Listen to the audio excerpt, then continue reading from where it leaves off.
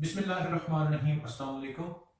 اس وقت دنیا میں اسپیشلی پاکستان میں رہنے والے نوجوان لوگوں کو اسلام کو سمجھنے میں جو مسئلہ آ رہا ہے وہ سب سے بڑا مسئلہ یہ ہے کہ جب بھی انہیں اسلام سے متعلق کوئی کویشچن ذہن میں آتا ہے یا اسلام کے بارے میں وہ کچھ جاننا چاہتے ہیں تو جو پہلی اپروچ ان کی ہوتی ہے وہ انٹرنیٹ ہوتی ہے۔ وہ انٹرنیٹ میں جا کر اسلام سے متعلق کویشچنز کو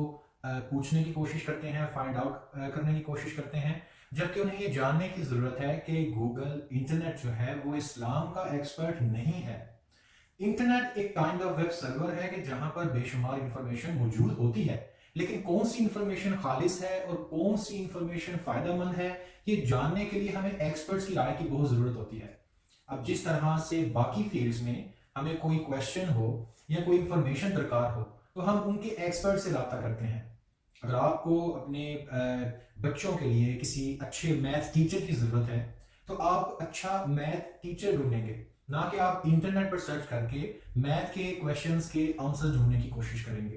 اب انٹرنیٹ کے عام ہو جانے کی وجہ سے انفارمیشن اتنی عام ہو چکی ہے کہ یہ جاننا بہت مشکل ہے کہ خالص انفارمیشن کون سی ہے، فائدہ مند انفارمیشن کون سی ہے، اور کون سا نالج ہے کہ جو نقصان دہ بھی ہو سکتا ہے، جو فتنہ بھی پھیلا سکتا ہے۔ اب ہمارے معاشرے میں نوجوانوں کے ذہنوں میں جو بات ڈال دی گئی ہے کہ جیسے اسلام کو پڑھانے والے عالم دین ہو یا مسجد کے امام ہو، انہیں اس چیز کا علم نہیں، علم وہی ہے کہ جو ایک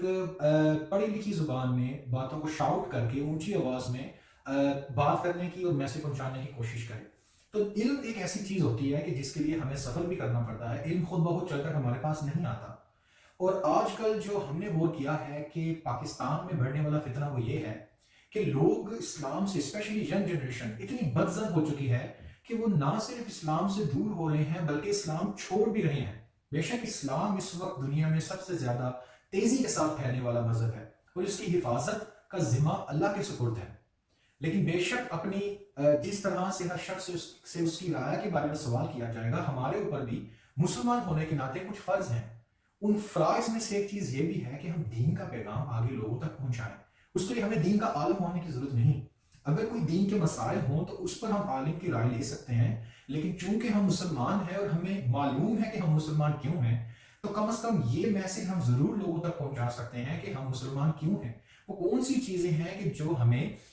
اسلام پر ٹھہرا کے رکھی ہوئی ہیں۔ اور ہمیں ان لوگوں سے سوال کرنا چاہیے کہ جنہوں نے اپنا مذہب چھوڑ کر اسلام کو قبول کیا، جو صبح فجر کے وقت اپنی نیند کو توڑ کر اٹھنا شروع کر دیتے ہیں جب وہ اسلام میں آتے ہیں، ان سے سوال کرنا چاہیے کہ وہ چاہتے تو 2 گھنٹے 3 گھنٹے اپنی نیند مکمل کر سکتے تھے۔ ایسی کون سی چیز ہے کہ جو ان کو راتوں کو نیندیں، ان کی نیندیں توڑنے پہ ان کو مجبور کر دیتی ہے؟ اور یقیناً یہ تبھی ہے کہ جب انسان یہ جان جاتا ہے کہ سچ کیا ہے، حق کیا ہے۔ اللہ تعالیٰ جب کسی پر فضل کرتا ہے، اپنی رحمت کرتا ہے تو اس کو ہدایت دے دیتا ہے، اور جب کسی سے اپنی رحمت چھین لیتا ہے، اس سے اپنی ایمان کی چادر اٹھا لیتا ہے تو اس کو گمراہ کر دیتا ہے۔ تو ہمیں ان لوگوں کو، ان نوجوان لوگوں کو کہ جن کو اسلام سے متعلق کویشچنز ہیں، ہمیں ان کو ان کے سوالات کے جوابات پہنچانے ہیں، اور وہ علم، وہ خاص علم، وہ پیور علم، وہ پاک علم ہم نے ان تک پہنچانا ہے کہ جس سے یہ ثابت ہو سکے کہ مذہب اسلام ہی سچا مذہب ہے۔ اللہ تعالیٰ ہمیں ہماری اس کوشش میں ہماری مدد فرمائے، اور اسی طرح اسلام پر پڑنے والی جو